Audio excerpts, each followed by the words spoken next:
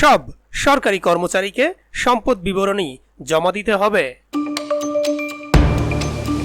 প্রিয় দর্শক, অনুরোধ রইল ভিডিওটিতে একটি লাইক দিয়ে আমাদের ইউটিউব চ্যানেলটি সাবস্ক্রাইব করে দিবেন এবং ভিডিওটি সম্পর্কে আপনার মূল্যবান মতামত কমেন্টস করে জানাবেন। সকল সরকারি কর্মচারীকে সম্পদ বিবরণী দাখিল করতে নির্দেশ দিয়েছে সরকার।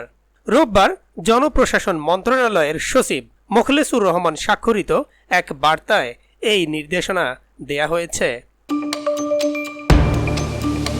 জনপ্রশাসন মন্ত্রণালয়ের একজন কর্মকর্তা বলেন, সব সরকারি কর্মচারীকে সম্পদ বিবরণী দাখিল করতে হবে এই সিদ্ধান্ত হয়েছে।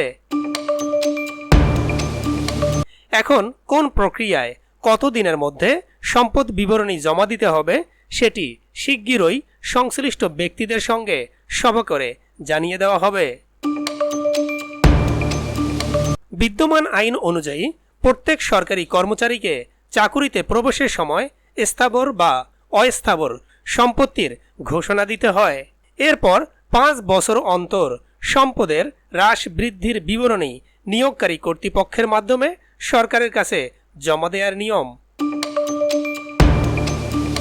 দুর্নীতি রোধ এবং চাকুরিজীবীদের জবাবদিহি নিশ্চিত করতে আচরণ বিধিমালায় এমন নিয়ম থাকলেও কাগজের এই নিয়ম মানা হয় না বললেই চলে।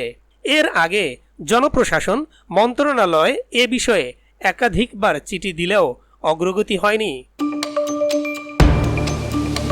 সরকারি চাকুরিজীবীদের একটি অংশের মধ্যে দুর্নীতির প্রবণতা রয়েছে। এই অবস্থায় তাদের জবাবদিহি নিশ্চিত করার পরামর্শ এসেছে। এজন্য প্রত্যেক সরকারি কর্মচারীর সম্পদ বিবরণী সরকারের কাছে জমা দেওয়ার বিষয়টি নিয়ে আলোচনা হলেও তা বাস্তবায়িত হয়নি। এরকম পরিস্থিতিতে আলোচনা হয়েছিল কর্মকর্তা কর্মচারীরা প্রতি বছরই জাতীয় রাজস্ব বোর্ডে আয়কর বিবরণী জমা দেন, যেখানে সম্পদের বিবরণীও উল্লেখ করার বিধান রয়েছে। তাই আলাদা করে 5 বছর পর পর সম্পদের বিবরণী জমা দেওয়ার চেয়ে সেটির একটি অনুলিপি বা আলাদা ফরমে জমা দিলেই হবে কিনা সেই আলোচনাও হয়েছিল। এজন্য বিদ্যমান বিধিমালা সংশোধনের উদ্যোগ নিয়েছিল জনপ্রশাসন মন্ত্রণালয়।